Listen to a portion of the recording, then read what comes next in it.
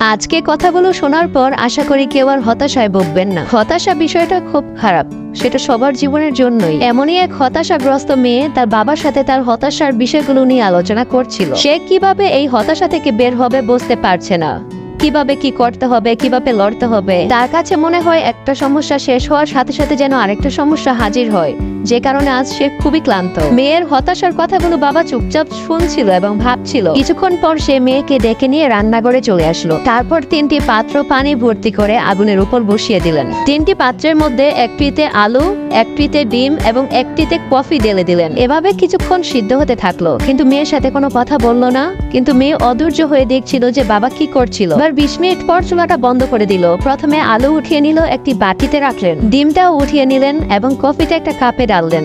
তারপর মেয়েকে জিজ্ঞেস করলেন, তুমি এখন কি দেখছো? মেয়ে উত্তর দিল, ডিম, আলু এবং কফি।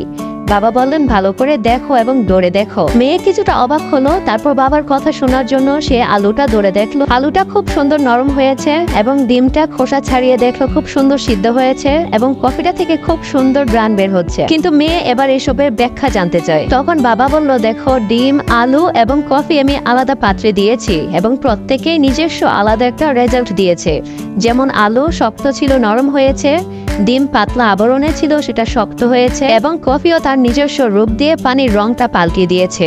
ঠিক আমাদের সমস্যাগুলো ওরকম, যতক্ষণ পর্যন্ত না এটা নির্দিষ্ট একটা রেজাল্টে আসে ততক্ষণ পর্যন্ত ধৈর্য ধরে ওটাকে মোকাবেলা করতে হবে।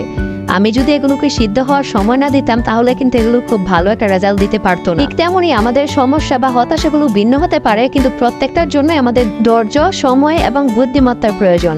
ভালো থাকবেন। আল্লাহ হাফেজ।